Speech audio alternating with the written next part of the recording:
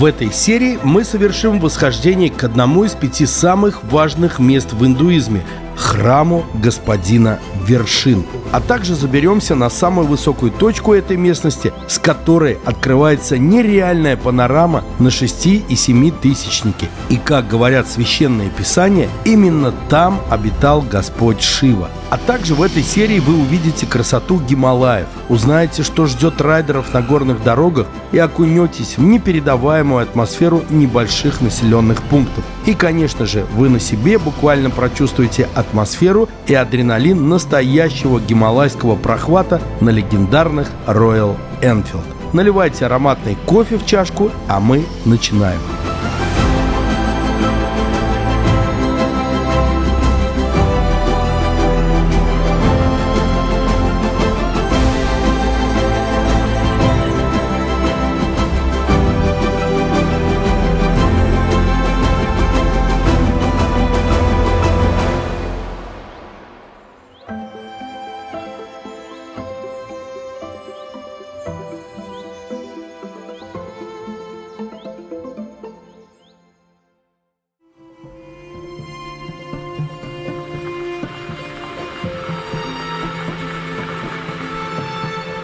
Сегодня мы встали ни свет ни заря, и поверьте, это никак не связано с коллективной бессонницей. Дело в том, что восхождение, которое нам предстоит, лучше всего совершать рано утром, еще потемно. А до пункта старта еще нужно добраться. Поэтому быстро загружаем вещи в машину, пьем утренний масала-чай, прогреваем моты и в путь.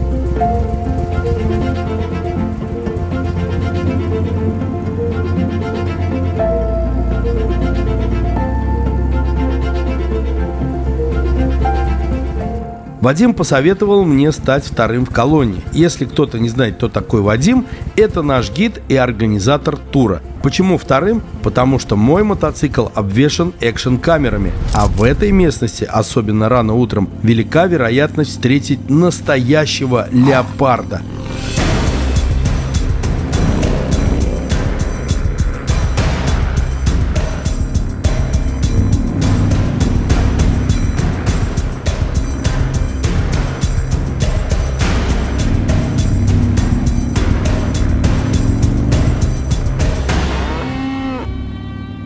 Но нет, леопард, видимо, завидя такую резвую и длинную мотоколонну, решил остаться в гималайских джунглях. Утром здесь довольно прохладно, и одеты мы все тепло. Еще и потому, что отправляемся на высоту около 4000 метров, и в утренние часы там будут заморозки. Совершая поворот за поворотом, мы поднимаемся все выше и выше.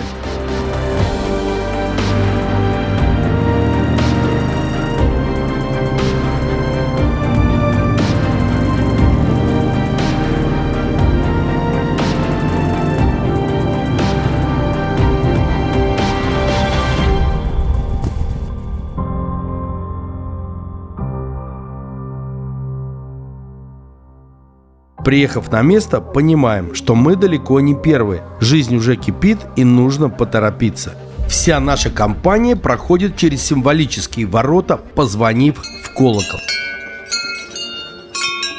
Сразу идем на взвешивание. Зачем взвешиваться? Это обязательная процедура для тех, кто хочет пройти часть пути верхом на лошадях. Дело в том, что в местном зоотакси работают не обычные лошади нормальных размеров, а их уменьшенные версии – мулы. Слышали про таких? Так вот, как выяснилось, есть два вида гибридов. Лошадьми рождаются, когда папа жеребец, а мама кобыла. Если же папа жеребец, а мама ослиха, то рождается лошак. А если же папа осел, а мама кобыла, то рождается мул. И вес для этих небольших, но выносливых лошадок имел значение.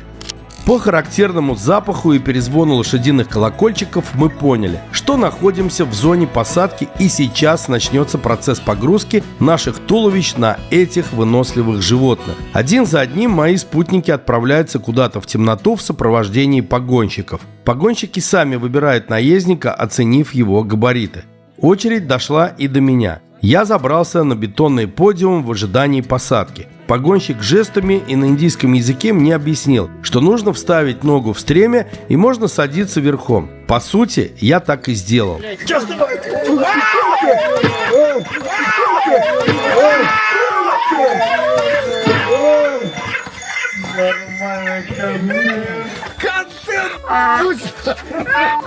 Весь говне.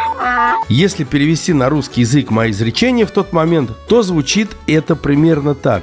Господа, произошла крайне смешная и нелепая ситуация. Этот чудак-погонщик почему-то не смог удержать своего прекрасного мула, и я свалился на землю, на которой находилось некоторое количество лошадиных экскрементов, чем я крайне недоволен, так как запачкан мой мотокостюм и мои экшн-камеры, да и руки, собственно, тоже были в лошадином навозе. Представляешь, сажусь я на него, а он пошел, и я прям в конское говно упал. Да, бывает, брат, вот так вот. Со второй попытки я все же оседлал то ли коня, то ли ослика, и наш путь к вершине начался.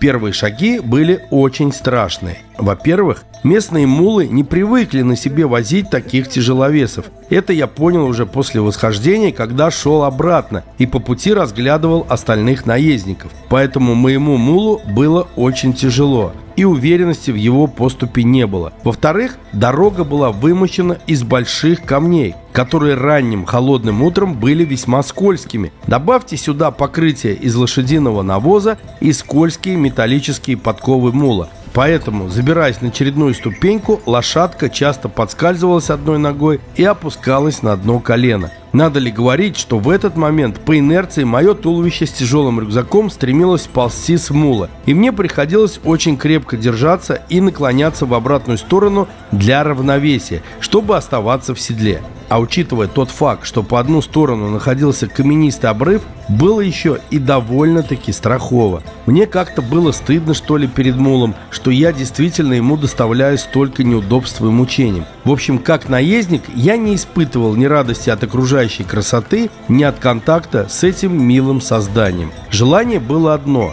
точнее два: поскорее избавить бедное животное от себя и, собственно, не упасть вниз с обрыва. Чем дольше ехали, тем это чувство больше притуплялось, да и вместе с рассветом открывались потрясающие пейзажи на окружающие горы.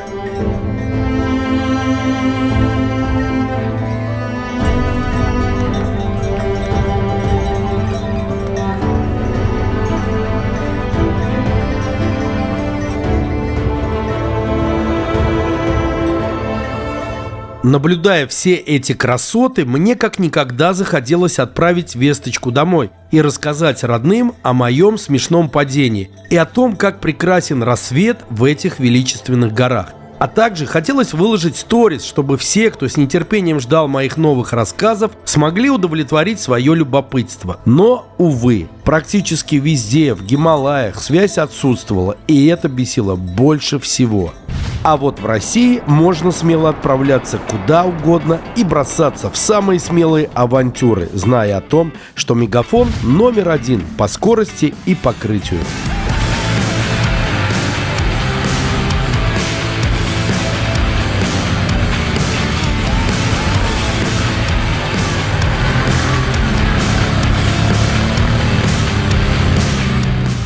И даже можно вот так, зимой в одиночку застрять по уши в снегу, зная о том, что в любой момент ты можешь позвонить друзьям, и они приедут и тебя обязательно спасут.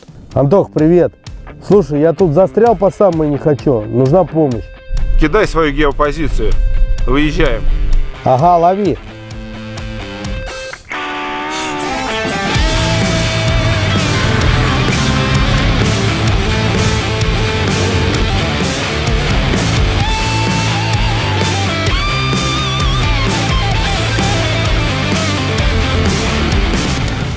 Спасибо, парни, выручили. Это не мы, Серег, это Мегафон. Походу, пора тоже на Мегафон переходить.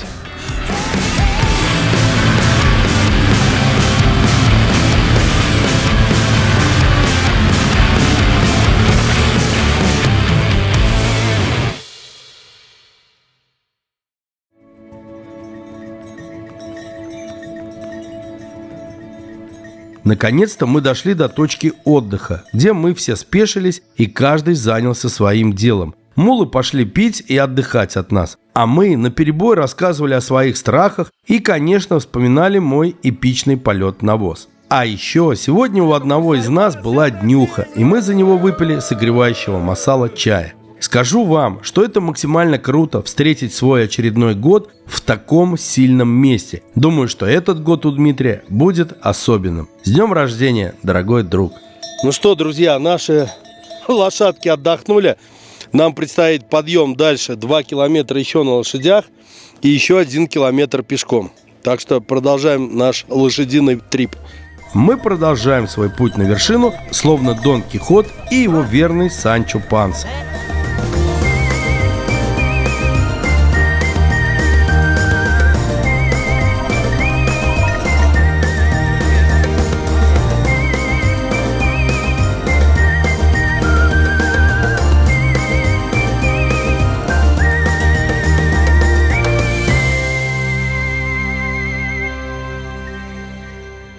Думаю, что пора раскрыть главную тему. Куда мы едем? Тунгнатх – это один из 5 знаменитых храмов Шивы в Гималаях. Название переводится как «Господин вершин». По правилам паломничества эти 5 храмов должны посещаться обязательно в таком порядке. Первым – Кидарнатх, вторым – Тунгнатх, затем Рудранатх, последним – Мадхья-Махешвар и Калпешвар. Но поскольку наше восхождение имеет больше туристический характер, то нам соблюдать эти каноны совершенно ни к чему. Тем более, что и посетим мы только этот храм Тунганатх. Но не только этот храм в данном восхождении является точкой нашего интереса.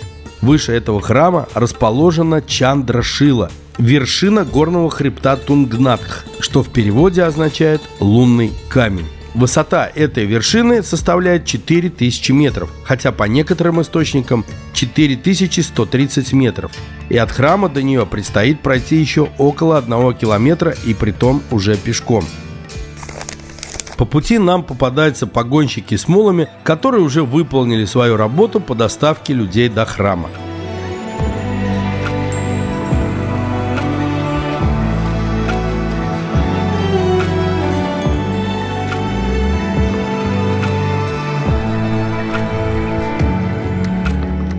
Эта часть пути была еще более живописной, так как горные хребты, которые открывались нашему взору, уже подсвечивались утренним солнцем. Очень хорошо виднеется гора Чаукхамба, которая состоит из 4 вершин высотой 7138, 7088, 6995 и 6854 метра. Это самая высокая точка западных Гархвальских Гималаев. На западных склонах Чаукхамбы начинается ледник Ганготри, один из самых больших ледников в Гималаях. Ледник Ганготри дает начало истоку реки Бхагирати, одной из 2 рек, слияние которых образует великую реку Ганга. Слева виднеется пик Кидарнатх, где-то там и расположен первый из 5 храмов, которые должны посетить паломники. Кстати, забегая вперед, скажу, что с рекой Бхагирати мы скоро увидимся, и именно там, где она, сливаясь с рекой Алакнанда, образует Гангу. И мы в этом месте даже совершим омовение, и это будет еще тот аттракцион невиданной смелости. Впереди виднеются уже хозяйственные постройки, и судя по радостным звукам наших мулов, становится понятно, что конный маршрут подходит к концу. Мы поблагодарили мулов и погонщиков, оставив им чаевые, и отправились к остальной группе. Мы расстались с нашими четвероногими друзьями, и теперь нам предстоит около 1 километра пройтись пешком до вершины. Зайдя в местную забегаловку, в которой подавали масал и чай, Вадим нам дал полезной информации по месту, к которому мы идем. Вершина Чандрашилы – это вершина Луны. Чандра – это Луна. Это правящее божество Луны. И считается, что, сидя на этой вершине, Господь Луны, Он пребывал в состоянии медитации. Он погрузился в длительную медитацию, отказавшись от сна и еды, для того, чтобы получить благословение Господа Шивы. Отправляемся в путь. Мы заходим на территорию храма Тунгнатх, чтобы оценить его мощь и масштаб. По нашему возвращению с Чандрашилы местный брахман, у которого мы пили масала-чай 5 минут назад, обещал нам провести церемонию. Но при условии, если мы у него купим подношение. И, конечно же, мы на это согласились. Тем более стоят они сущие копейки.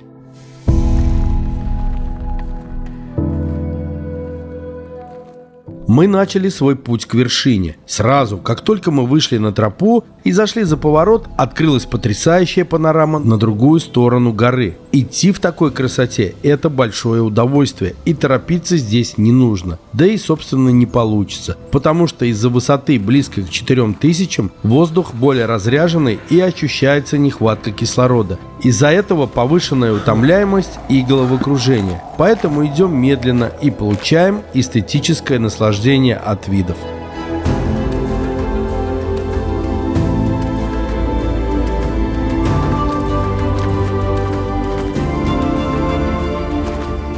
Меня почему-то не покидало чувство, что рядом со мной шел мой мул и источал характерный конский запах. Как видно на этом кадре, это все из-за того, что костюм мой был отмыт сильно на скорую руку и требовал качественной стирки. Более того, этот запах меня не будет покидать до конца тура. Такова была моя карма в этом путешествии, и значит, так было нужно. Одновременно с нами поднималось большое количество индусов, и я был удивлен, что было очень много молодых.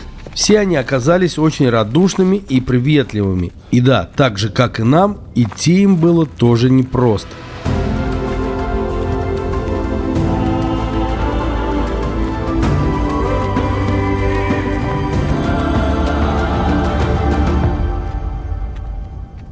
Вот так, с остановками, передышками мы подбирались к вершине, и вскоре мы до нее дошли.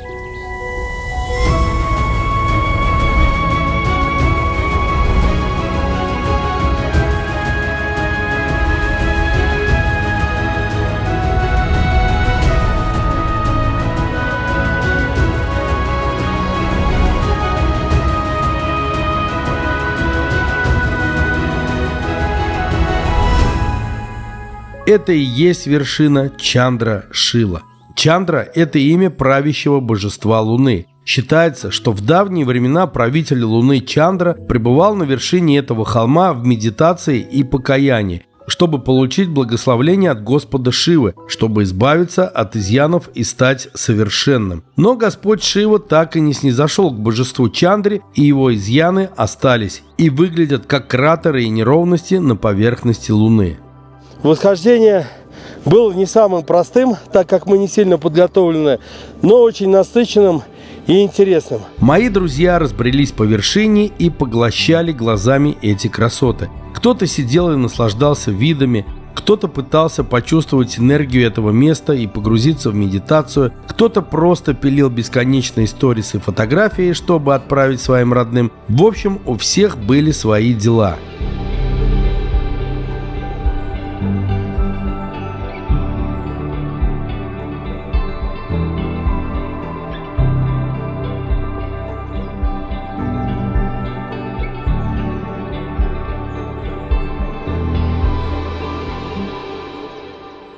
Просто примите то, что ближе вашему сердцу. И поклоняйтесь этому, и просто становитесь более человечными. Ведь на самом деле важно не то, кому мы поклоняемся, а как мы проявляем себя в окружающем нас мире. Насколько мы действительно полны энергии, которую, именно позитивной энергии, которую мы способны проявлять в нашем окружении. Однозначно могу сказать, что все были довольны, и никто не пожалел о том, что пришлось преодолеть такой непростой путь к этой вершине. Здесь вот сейчас говорил Вадим про умиротворение, которое наступает. Ну, может быть, да, действительно. Тело отдыхает, душа отдыхает, состояние близкое к нирване. Бедные маленькие лошадки, индусские, не знаю, как они наш вес держали, поднимали. Я думал в один момент, что лошадка свалится, упадет и потеряет сознание. Но нет, выносливый, однако. Потерял сознание я, да, пока пешком поднялся остальной километраж. Я это сделал, поднялся, отдыхаю. И вот сейчас я думаю, как я буду спускаться. Здесь действительно очень красиво. И ты прямо ощущаешь, вот насколько Все-таки природа велика, и мы ничтожно малы в этой природе. Получился у нас не только мотопрокат, прокат на конях, пеший проход и прекрасный вид на эти замечательные горы.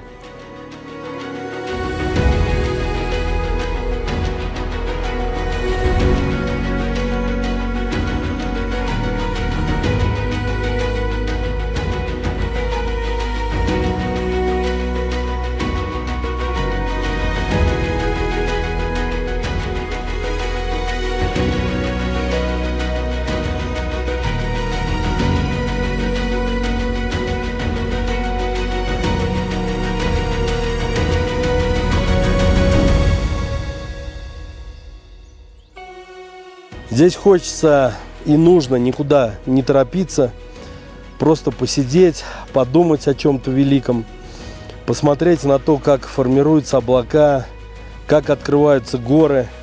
Многие здесь, так сказать, меняют свое сознание. Эта гора для всех индусов священная. Побывать здесь – это большая удача, большое событие, хотя и путь сюда был не совсем прост. Вот этот небольшой храмик посвящен матери Ганге, которая снизошла на землю с высших миров в Гималаях. Ее принял на свою голову Господь Шива, Ганга запуталась в его волосах. Ее мощь ослабела. Она разделилась на 12 рукавов и в Гималаях спустилась на землю через обитель богов в обитель людей. И пройдя свой путь по разным местам Гималаев и Индо-Ганской равнины, все 12 рукавов рек соединяются вновь в одну реку Великую Гангу. Вот такая история, друзья. Как видите, в Индии все непросто.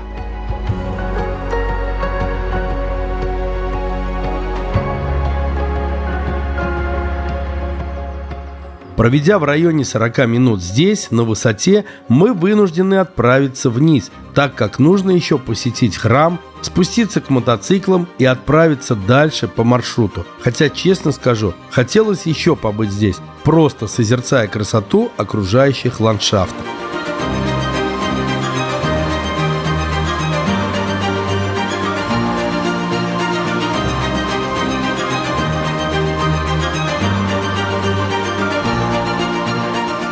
Пока мы были наверху, ниже сформировались облака, и при спуске за ними было очень здорово наблюдать. Навстречу нам по-прежнему попадалось большое количество восходителей. Народ шел и шел.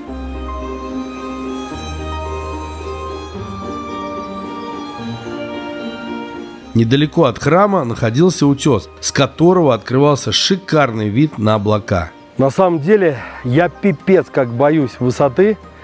И для меня стоять и смотреть сейчас туда вниз, это очень страшно. Но здесь чувствуется другое. Здесь наслаждаешься от каждого камня, от каждой горы, от каждой солнечной вершины. Ощущение того, что ты паришь среди облаков. Такое, конечно, испытать, это здорово. И здесь реально чувствуется что-то, что я объяснить не могу. Но что-то точно божественное присутствует.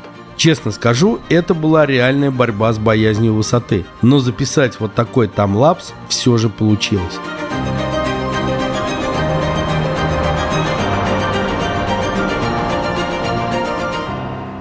Теперь идем в храм, тем более Брахман нас уже ждал для церемонии.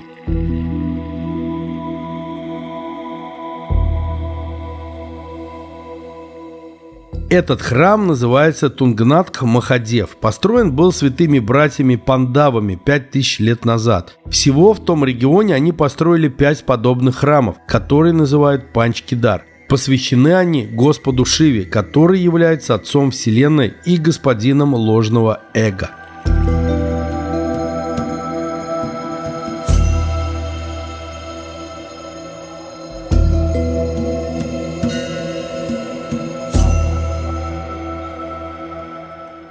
Желающих попасть в храм, как видите, много. И, судя по всему, придется изрядно постоять. Друзья, нам представилась возможность пройти обряд, поприсутствовать на молитве. Сейчас мы вот с местным, так сказать, дяденькой идем это делать, но обязательное условие — нужно снять свою обувь. И учитывая тот факт, что 2 пар кроссовок мы уже не засчитали, поэтому обязательно нужно оставить часового. Да, Динар, справишься? Красавчик. Когда я сказал босиком, я имел в виду без обуви, в носках тоже можно. Но индусы предпочитали снимать и носки. Забегая вперед, скажу, что нам предстоит простоять здесь босиком около 30 минут. Камни, сами понимаете, были ледяные, и все мы боялись простудиться. Но, как сказал Вадим, не бойтесь, в таких местах никто никогда не заболевает. И реально, так и было, никто из нас не заболел. Уже около входа в храм нас встретил уже знакомый нам брахман. Картина перед входом была такая. Гремел бой барабанов, около статуи бычка люди читают молитвы, народ толпится у входа. Каждый встречный нам пытался сказать, что снимать в храме нельзя, и нам это не нравится. Какое-то время мы пытаемся еще этому сопротивляться, но один из монахов на входе очень четко блюдит за всеми прихожанами и выгоняет всех, кто пытается втихаря что-то снять. Хотя ничего сверхъестественного там не происходило. Мы быстро на троих разработали план, что один из нас делает вид, что украдкой снимает, и отвлекает внимание на себя. Его быстро вычисляют монахи и заставляют все стереть. А 2 других втихаря все же попробуют что-то подснять. Именно так у нас и появились те кадры, которые вы сейчас увидите. Надеюсь, тем самым мы не разозлим Верховное Божество и не оскорбим верующих, ибо помыслы наши чисты, и мы лишь хотим вызвать интерес у зрителей к индуистской культуре и традициям.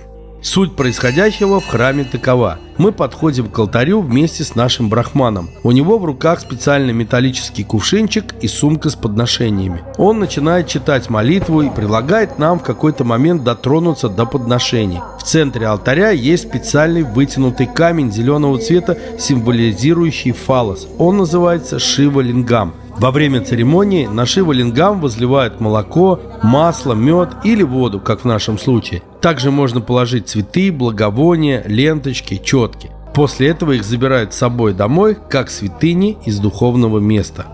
Долго здесь не задержишься, так как сзади напирает народ и нужно выходить. Мы выходим, и наш дядюшка Брахман ведет к другим святыням и продолжает ритуал с подношениями и поклонениями. В итоге мне надевают бусики из каких-то шишечек, а Евгению вяжут оранжевую повязку. Все, обряд закончен. Осталось обуться и сделать памятное фото с этим колоритным брахманом.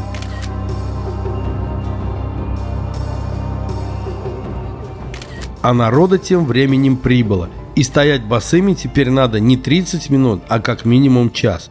Выходим через ворота, звоним в колокола и идем снова пить масала-чай. Около входа в уже привычную забегаловку встречаем местного, который, как выяснилось, работал в русском посольстве. You work diplomat in embassy. Ага, он работал в нашем консульстве. Посольство индийское. Вы прекрасно говорите по-русски. Чуть-чуть. Ага. Чуть-чуть.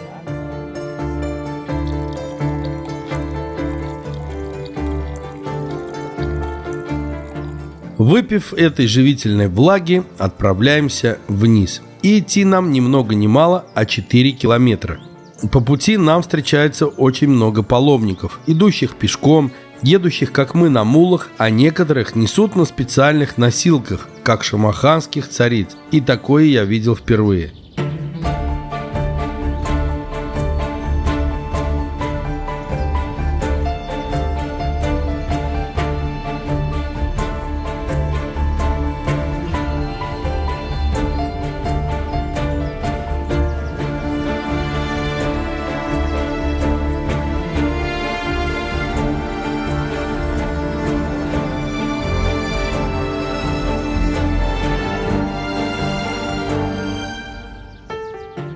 А вот и те самые навозные ванны, в которые мне удалось сегодня нырнуть.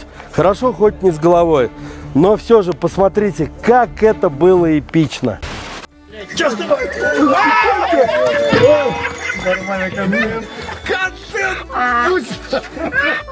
Весь говнец. Теперь запах конского навоза, притом неважно, где бы я ни оказался, мне будет напоминать мой эпичный полет. Ну все, ребята, мы это сделали. И поверьте, спускаться было не менее трудно, чем подниматься. Хотя, наверное, подниматься сложнее. Пошли, нас ждут еще великие дела.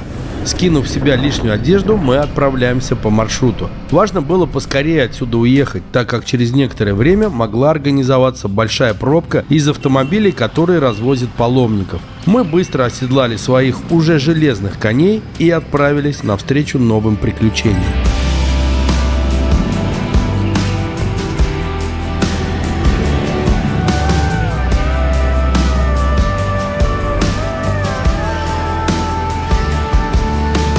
Отъехав буквально несколько километров, мы остановились, чтобы собраться в таком живописном месте.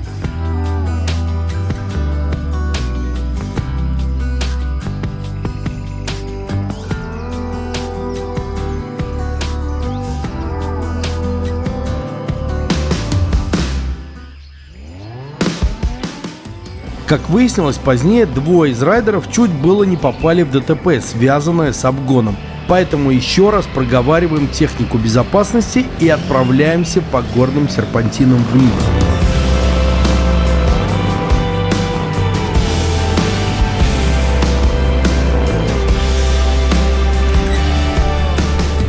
Дальше нас ждал очень живописный участок дороги с хорошим асфальтом, шикарными видами и серпантинами.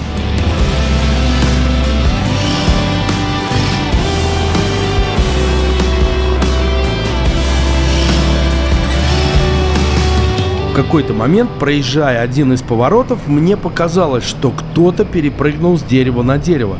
Потом на меня свалилось что-то сверху. А через поворот и вовсе мы увидели белых больших обезьян, сидящих на дорожных ограждениях. Конечно, мимо такого контента мы проехать не могли. Все спешились и попытались дать лакомство этим непривычным для нас животным. Обезьяны с осторожностью забрали все, что им дали, и удалились в джунгли, а мы продолжили свой маршрут.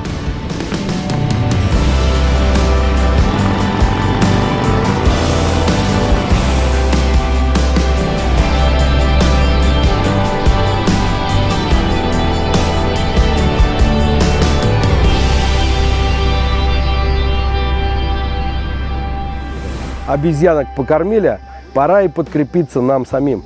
Погнали! Собственно, ничего нового вы тут не увидите. Вновь обычное гималайское веганское кафе с понятным для нас рационом.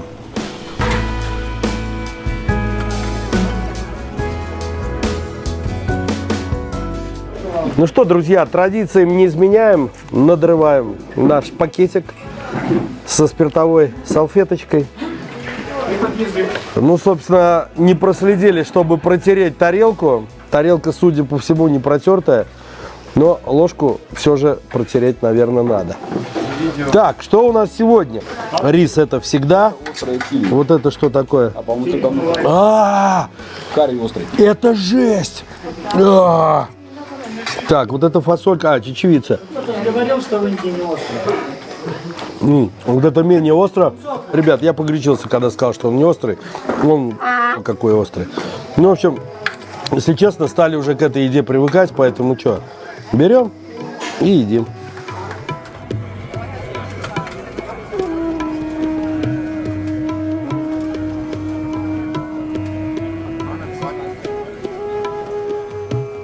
Дальше мы продолжаем свой путь по гималайским серпантинам. Картина достаточно однообразная, но максимально приятная глазу, ибо мы идем серпантинами по краю гор, откуда открываются шикарные пейзажи на рисовые террасы, аутентичные деревушки и величественные зеленые Гималаи.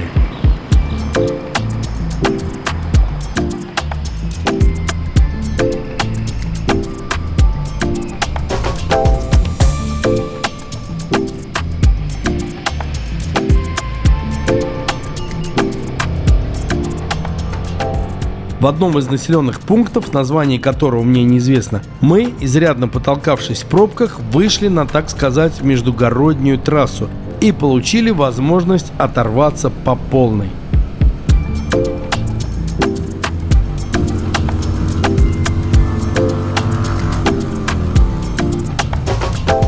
Совмещая лавирование между попутным и встречным трафиком, прохождение горных участков с подъемами и поворотами, мы получили возможность почувствовать себя настоящими пилотами какой-то самопровозглашенной гонки.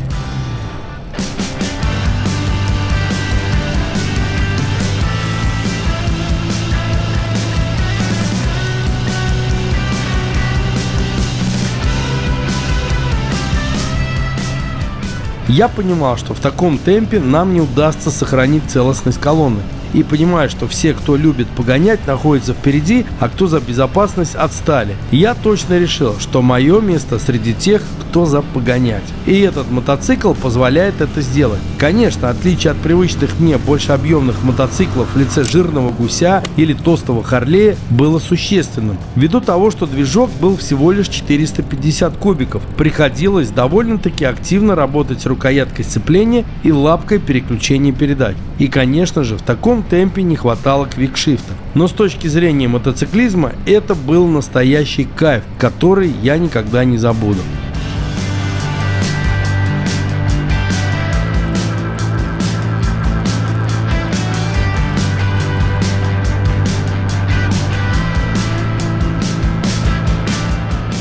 В некоторых местах дорога преподносила настоящие сюрпризы. И это были не только испорченные участки асфальта, разбитые камнепадом, но и вездесущие обезьяны, которые часто выбегали на проезжую часть.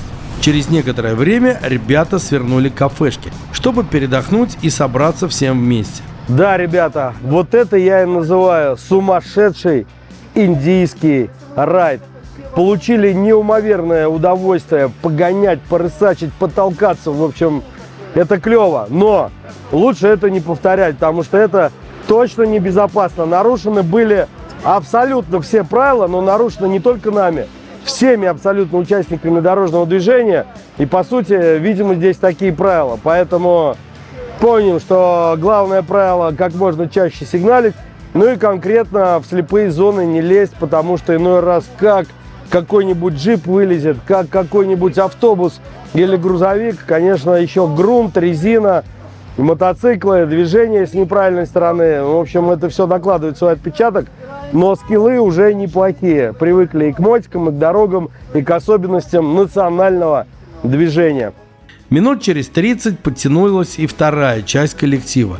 Не обошлось без дискуссий на предмет, что важнее – адреналин и кураж или безопасность и отсутствие внештатных ситуаций. Решили, что на оставшуюся часть пути важнее уже второе. И дальше мы тошнили до самого города Джошиматха. Тошнили, потому что этот важный город в Гималаях располагался на склоне горы, и дороги к нему вели достаточно узкие, не всегда хорошие и с весьма насыщенным трафиком. А нам было важно сохранить целостность колонны.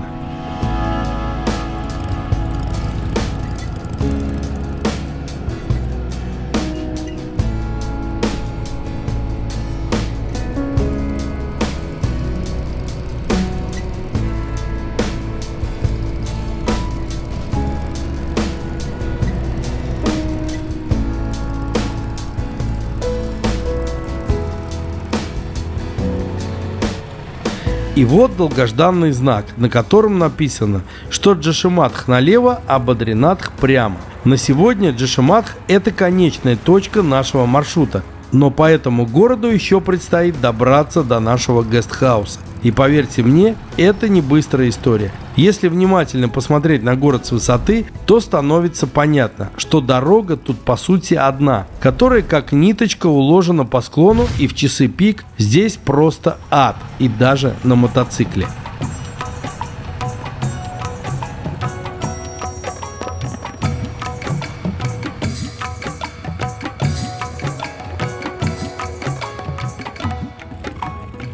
Наверное, мы потратили около часа, чтобы добраться по маленькому городу до отеля. И уже по темноте мы заезжали на парковку. Уставших, но довольных нас встречал хозяин мини-отеля по имени Аджай.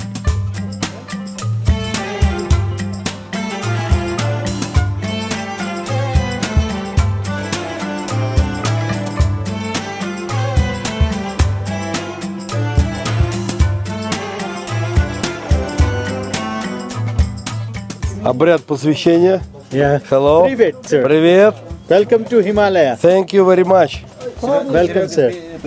Нам провели церемонию гостеприимства, воткнули в лоб краску и, собственно, дали вот такие шарфики. В качестве welcome дринка нам подают напиток, который сделан из цветов очень редкого. У нас этот цветок декоративный, но здесь он обычный, растет в дикой природе, цветка рододендрона. Прикольный вкус. Чем-то похож на слабенький клубничный компотик такой. Ну что ж, приглашаю вас на рум-тур. И судя по тому, что мы уже в другом городе, где, возможно, есть какая-то опасность, то если нигде двери не закрывались, то здесь нам принесли замочек. Входная зона. Видите, как все здорово, просторно. Здесь можно как раз поскидывать флешки на ноутбук, организовать зарядную станцию. Судя по всему, вот здесь, наверное, санузел. Да, я не ошибся. Ага, обычная система. Вопрос, есть ли горячая вода? Вода есть, потому что здесь у нас есть, как здесь его называют, гейзер. Так, ну, собственно, туалет типа сортир. Здесь вот такое прекрасное оформление, видите, точков, раковина, все, в общем, как обычно в Индии. Так, давайте посмотрим, что у нас с люлей. О, ребята, ничего себе тут топчанчик такой, модная штука, кресло и двухспальная кровать, наверное, с чистым бельишком, есть полотенчики. Посмотрите, это роскошь просто. Мы видим, что много розеточек, выключателей. Да, апартаменты царские. Все как бы клево. Кондиционера нет, но он здесь не нужен, потому что здесь прохладно. Еще есть здесь вентилятор. Ну, в общем, вот такой номер. Ребята, кто-то живут по двое, кто-то по трое. Все зависит просто от цены. Вот, я живу один, потому что проживание со мной это чревато. Некоторые говорят, что я иногда храплю. Ну как иногда? Всегда. Поэтому со мной никто не живет. И я вынужден оплачивать всегда, так сказать, по завышенной цене. И проводить время в гордом одиночестве. Но я, собственно, и не против. Дальше нас ждал праздничный ужин. Праздничный, потому что, если вы помните, у одного из нас был день рождения. И помимо традиционной веганской еды, хозяин по нашей просьбе раздобыл 2 бутылочки знаменитого индийского рома Old Monk, который с устатка зашел весьма хорошо. А еще был праздничный торт.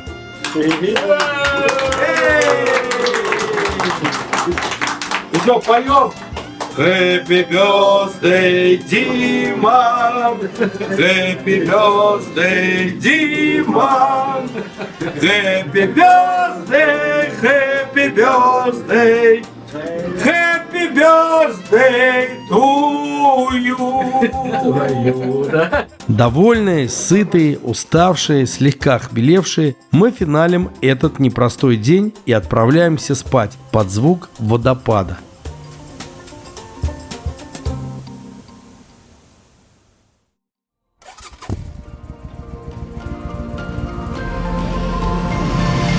А что из себя представляет город Джошиматх, какой путь нам предстоит преодолеть, чтобы добраться до Бадринатха, какие святыни расположены в этом городе, это вы все узнаете из следующего выпуска, который будет очень колоритным, очень красочным и, как обычно, с большим количеством адреналина. Поэтому, чтобы не пропустить, не забудьте подписаться на канал, нажать на колокольчик и поставить лайк за труды и отвагу.